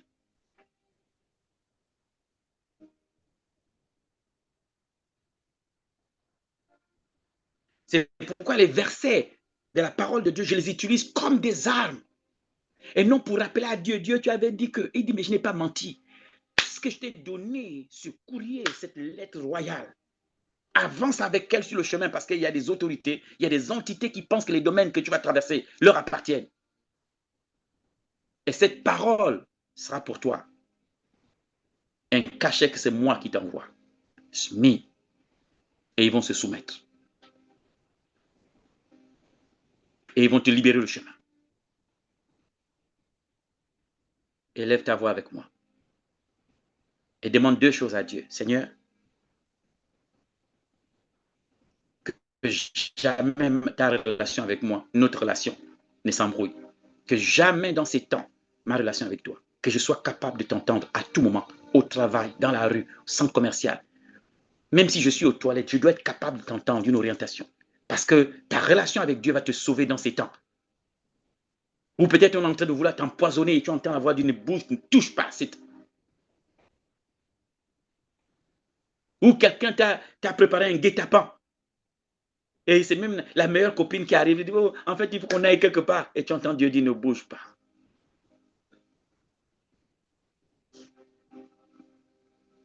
Parce que l'ennemi sait que vous êtes un contrepoids important. Sa prière la plus grande et le désir le plus grand, c'est que les enfants de Dieu ne soient plus là. Parce que votre présence empêche qu'il accomplisse son agenda. C'est pourquoi aussi longtemps que nous sommes sur terre, l'antéchrist, il ne peut pas fonctionner. Il cannot. Parce que nous sommes un contrepoids avec un autre agenda et une autre atmosphère. Nous avons la capacité de faire descendre l'atmosphère céleste sur terre. Quelqu'un m'a dit, mais pourquoi je suis dans ma famille, je suis attaqué? Mais parce que c'est toi. Ils savent que c'est toi qui as le bâton. Ils savent que c'est toi qui es le salut. Ils savent que c'est toi qui es là. Maintenant, fortifie-toi et prends courage. Maintenant, fortifie-toi et prends courage. Vous m'entendez parler et beaucoup d'entre vous, vous êtes dans cette situation dans vos familles. Vous êtes des leaders. Vous êtes des leaders sans le savoir. Mais le diable sait qui vous êtes. Et il s'acharne, il met des stratégies, pas parce que Dieu vous a abandonné, mais parce que Dieu a confiance en vous. Il sait que vous n'abandonnerez pas. Il sait que vous ne lâcherez pas. Il sait. Il sait que vous attendrez le but. Un jour, j'étais en train de... Je ne sais pas si j'avais pleuré ou j'étais inquiet. Et puis finalement, j'étais encore au Gabon. Et puis je me suis mis à dormir. Et je suis réveillé par le chant d'un oiseau. Un oiseau qui parle tellement fort que dans mon sommeil, je l'entends parler. Le genre qui fait du bruit, il est venu juste parce que ma chambre était à l'angle de la maison, on va dire ça comme ça. Et puis, il y a un fil courant qui part ouais, je ne sais pas comment expliquer ça, mais qui part justement du poteau et rejoint la maison. Et il s'est posé sur ce câble et il s'est mis à parler, tellement parler que je l'entendais dans mon sommeil. Et c'est lui qui me réveille. Et pendant que je suis en train d'ouvrir les yeux, le langage de l'oiseau change. Maintenant, j'entends ce que dit l'oiseau. L'oiseau a un message du Seigneur me concernant. L'oiseau parle et moi j'entends. Et l'oiseau dit, mon serviteur réussira. Et je suis choqué. Ah, Dieu est capable d'utiliser n'importe quoi, n'importe quand pour te fortifier. Mais il faut que tu apprennes à l'entendre. Ta relation avec lui doit être parfaite. Il ne doit pas y avoir d'embrouille. Parfaite. Parfaite. C'est pourquoi les enfants, vous me voyez, je suis persévérant. Parce qu'il a dit que je réussirais. Quand ça ne marche pas, je change, je revois, je reviens vers lui, je change de façon, je revois, je réajuste et je repars. Parce qu'il a déjà dit, et assez. Il dit, mon serviteur réussira. Donc chez lui, je réussis. Chez Dieu, j'ai réussi.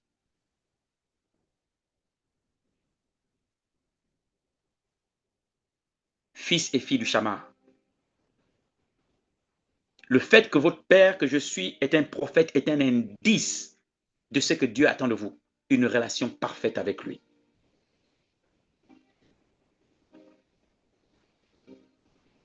Une compréhension des événements, une capacité d'interprétation de votre environnement spirituel pour savoir comment s'aligner avec ce que Dieu a déjà dit. Parce que votre réussite dépend de ce que Dieu a dit dans cet environnement. Votre réussite dépend de ce que Dieu a déjà dit dans cette famille. Ce n'est pas parce que vous êtes chrétien, ce n'est pas parce que vous êtes un grand combattant, ce n'est pas ça, oubliez ça, vous allez vous fatiguer. C'est parce que Dieu a tracé un chemin, il y a une parole qui a été libérée dans cet environnement et vous attrapez cette parole. Pierre a dit, sur la base de ta parole, ils ont eu un miracle. Sur la base de ta parole, ils ont fait quelque chose de grand. Sur la base de sa parole. Kodesh, tu n'échoueras pas. Écoutez-moi bien les enfants. Vous n'échouerez pas. La grâce que Dieu nous a faite est sur chacun et chacune d'entre vous. Vous réussirez. Peu importe les challenges et les circonstances et les esprits qui sont levés, que ce soit dans la famille ou peu importe, on s'en fiche. Quand Dieu a parlé, Dieu a parlé. When God has spoken, God has spoken. Dès lors que Dieu a parlé, je ne cherche plus à écouter ni qui que ce soit. Les sorciers peuvent être en nombre grand. Peu importe, 1000, 2000, disent ce qu'ils veulent. Ça n'a plus d'importance. God has spoken. Quand Dieu a parlé. Le nombre de sorciers importe peu quand Dieu a parlé. Le nombre d'ennemis importe peu quand Dieu a parlé. Tout ce dont tu as besoin de savoir, c'est qu'as-tu dit, Seigneur? Et quand tu sais ce qu'il a dit, tu t'alignes avec ce qu'il a dit. Maintenant, tu sais que le succès est tien. La réussite est tienne. Il a fallu que Josué, avec tout ce qu'il y avait comme ennemi à Canaan, que Dieu lui dise. Chaque endroit, ça c'était une parole révélée. Aujourd'hui, nous, on la prend comme une parole logos. Mais pour lui, c'était l'arme pour prendre Canaan. Pour lui, c'était l'épée donnée pour Canaan, pour conquérir Canaan.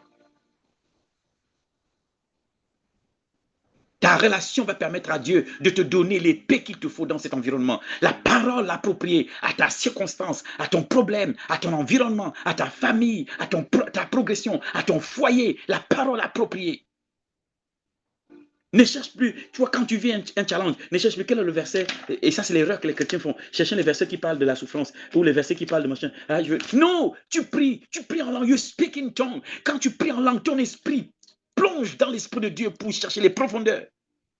Et l'esprit de Dieu amène ton esprit dans les profondeurs, tu creuses en cœur, jusqu'à ce que cette parole révélée remonte à ton esprit. Yes.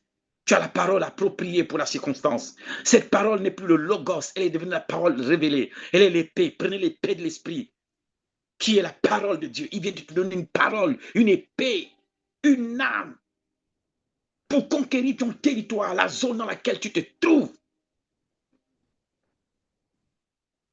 Quand ça ne va pas, ne dis pas, oh Dieu, oh, on est où? Non, you speaking in tongue. Quand tu pries en langue, la Bible dit, tu creuses. Quand tu pries en langue, tu creuses. Tu fouilles dans les cantines. Tu fouilles la parole appropriée. Ton esprit cherche la fréquence. Ton esprit cherche la fréquence. Il cherche dans ton environnement spirituel les paroles que Dieu a données, la parole qu'il faut. Ton esprit cherche la fréquence. Et l'esprit de Dieu amène ton esprit dans les profondeurs. Parce que l'esprit de Dieu sonde les profondeurs de Dieu et ton esprit commence à nager dans un monde qui est différent de l'atmosphère terrestre, des heavenly realms. Ton esprit est amené dans la bibliothèque où se trouvent les informations concernant l'endroit où tu te trouves. Ton esprit est exposé aux informations concernant ton environnement et tu captes une information. I will be with you.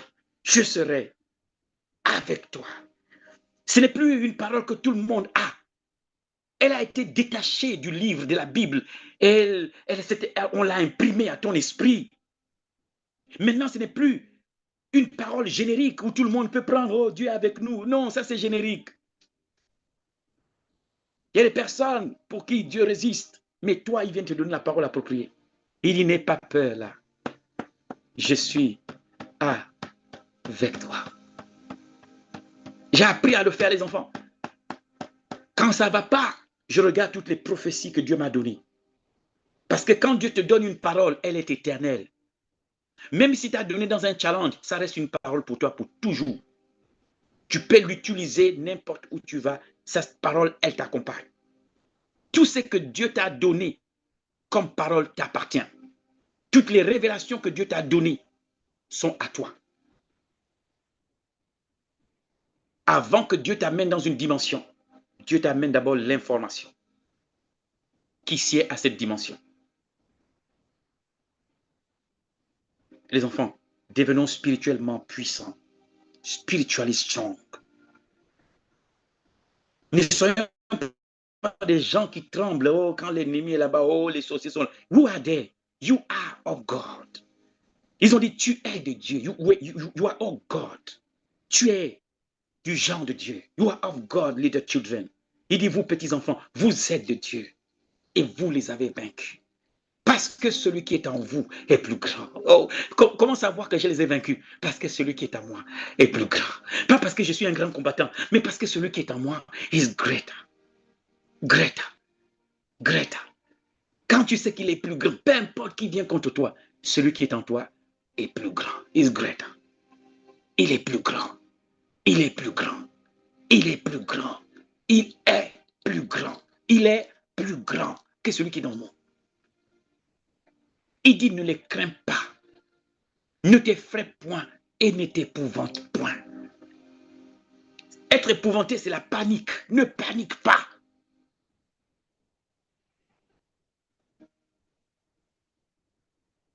Car l'Éternel, ton Dieu, est avec toi. Est avec toi, les enfants. Si Dieu est avec toi, qui peut être contre toi? Qui? Quel homme? Quel sorcier? Quel ganga? Quel marabout? Si le diable ne peut pas tenir, comment le ganga peut tenir? Si le chef ne peut pas tenir, comment les serviteurs peuvent tenir?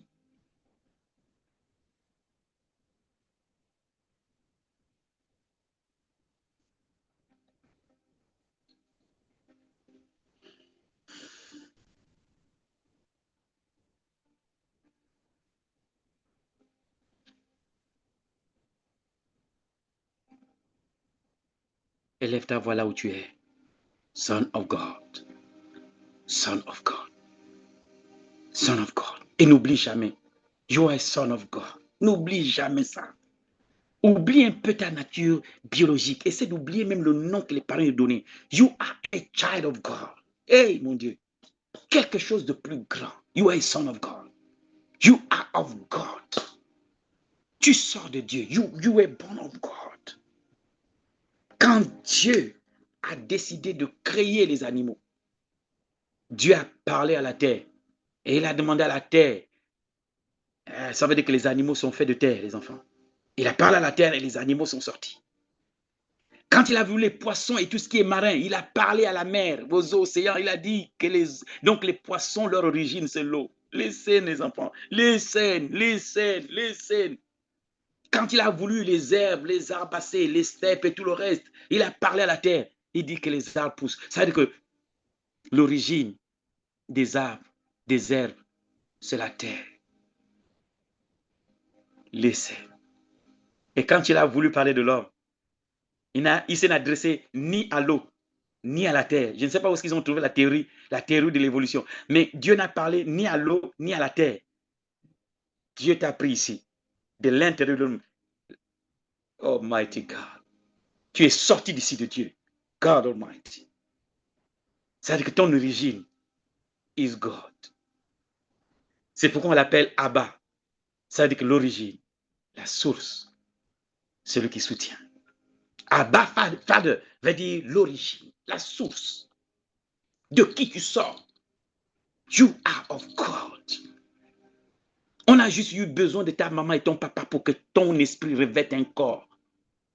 Mais tu n'es pas né. La date de naissance là, ce n'est pas ta vraie date de naissance. Listen, you were born before. Tu existes depuis avant ta naissance sur terre.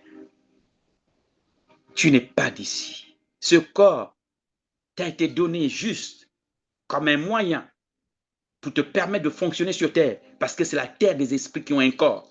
Et pour que tu fonctionnes ici, il fallait qu'on te donne un corps. Et le seul endroit où on donne le corps à un homme, c'est le ventre d'une femme. C'est là où l'esprit révèle le corps. Mais tu ne viens pas d'un homme. You are a spirit being. You are of God. Il dit, faisons l'homme à notre image et selon notre ressemblance. Et quel est l'endroit où on pouvait trouver un homme à son image et selon sa ressemblance si ce n'est en lui-même? Il t'a fait sortir de lui. La parole de Dieu dit, il dit, celui qui sanctifie et ceux qui sont sanctifiés sont sortis d'un seul.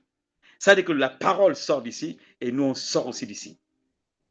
Les scènes. Cette affaire que Jésus est le premier-né, c'est une affaire depuis longtemps, ce n'est pas d'ici d'abord.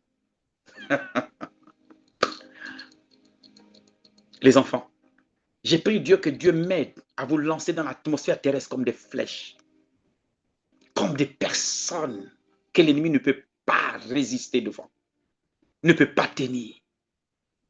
C'est pourquoi toutes ces choses, je vous les donne. Et j'ai prié Dieu pour que vous puissiez les saisir. Spiritually strong, spirituellement fort, spirituellement enraciné. Pour que vous allez au-delà des choses que l'homme naturel ne peut comprendre. Un jour, quelqu'un m'a dit, mais prophète, en fait, on ne comprend même plus ton christianisme. J'ai dit, je rends grâce à Dieu. Il dit, mais pourquoi tu rends grâce à Dieu? J'ai dit, ça veut dire que je commence à devenir spirituel. Parce que dès lors que tu commences à devenir spirituel, l'homme naturel perd le contrôle. Il ne sait plus comment expliquer ta vie. Élève ta voix avec moi et rendons grâce à Dieu pour aujourd'hui. Pour today. Et j'ai prié Dieu pour qu'on ait un temps comme ça tous les dimanches. Je ne sais pas, mais il faut qu'on le fasse. Jusqu'à ce qu'on ait une salle bien positionnée. Voilà. Jusqu'à ce qu'on commence les véritables voilà, les cultes et tout ça là. Il faut que je continue de vous entretenir comme ça. Élève ta voix là où tu es et rendons grâce à Dieu. Seigneur Dieu, nous te bénissons et nous te rendons grâce et nous te remercions. Seigneur, merci pour ta parole. Seigneur, quand tu libères ta parole, tu libères aussi la dimension. Seigneur, quand tu appelles tes enfants, quand tu leur parles, ça veut dire que les choses sont déjà sur le plan spirituel disposées. Et je prie pour que tout ce qui a été préparé avec ce message Couvre tes enfants, Seigneur. Descends sur tes enfants. Que toutes les personnes qui avaient leur relation avec toi embrouillée ou brouillée, que la relation soit rétablie. Que chacun de tes enfants soit capable de t'entendre. Tu as dit, mes brebis entendent ma voix et me suivent. Seigneur, comment te suivre si on ne t'entend pas? Aide-nous à entendre ta voix. Seigneur, réveille notre esprit, rends-le sensible à la présence du Saint-Esprit en nous. Donne-nous d'être conscients de ta présence en nous. Seigneur, que nous soyons plus conscients de toi que de nos circonstances, que nous soyons plus conscients de toi que de nos challenges, que nous soyons plus conscients de toi que des attaques, que nous soyons plus conscients de toi que de ce monde, que tu sois plus réel pour nous que tout ce qui nous entoure, Seigneur. Seigneur, si tu as fait de moi prophète, ça veut dire que toutes ces personnes qui me suivent recevoir du prophète. La première capacité du prophète, c'est entendre, pouvoir t'entendre et savoir interpréter ce que tu dis. Seigneur, aide tes enfants à t'entendre clairement et donne-leur la sagesse pour interpréter correctement. Sinon, comment faire ta volonté si nous n'arrivons pas à interpréter ce que tu nous dis? Si nous n'arrivons pas à rendre applicable ce que tu nous dis.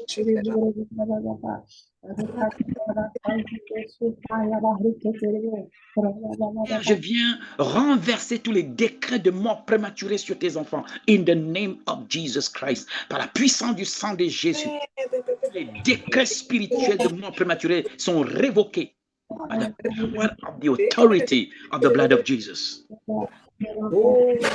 Je viens en ce moment, Père éternel, Dieu des armées, libérer les personnes qui étaient par ignorance retenues captives. Au nom puissant de Jésus-Christ de Nazareth. Prie, éternel Dieu des armées, pour que tu fasses de tes enfants des personnes, des hommes et des femmes spirituellement forts, spirituellement résistants, spirituellement persévérants, des personnes déterminées, des personnes qui ne lâchent pas, mais des personnes qui veillent à tes portes, qui savent écouter ta voix, interpréter ce que tu dis, l'appliquer. Que ton sang aujourd'hui soit répandu sur Kodesh. Père, je prie pour un réveil dans Kodesh. Seigneur, que ce soit en France, en Allemagne, en Afrique, Père, dans le nom puissant de Jésus-Christ de Nazareth, je prie pour un réveil spirituel et un réveil économique et social. Au nom puissant du Seigneur Jésus-Christ de Nazareth. Peu importe ce qui retardait, qui empêchait chaque membre de Kodesh de progresser, d'avancer. Père, le retard. Père, dans le nom de Jésus, par la capacité que donne l'Esprit de Dieu, restauration des années dévorées par la sauterelle a lieu dans leur vie dès maintenant. Au nom puissant de Jésus-Christ de Nazareth. Je déplace toutes les limitations spirituelles, toutes les limitations physiques, toutes les limitations financières, toutes les limitations professionnelles. Père, je débloque tout ça. C'est pourquoi tu me les as amenés, Seigneur, afin que je fasse du chemin et je ouvre les portes pour eux. Père, au nom puissant de Jésus, je dresse le sang de Jésus contre tout esprit. Le sang de Jésus est appliqué sur leurs esprits, âme et corps. Le sang de Jésus est appliqué sur leurs finances. Le sang de Jésus est appliqué sur leurs projets, leur emploi. Père, au nom de Jésus, que personne dans Kodesh ne soit sans travail. Qu'aucun membre de Kodesh,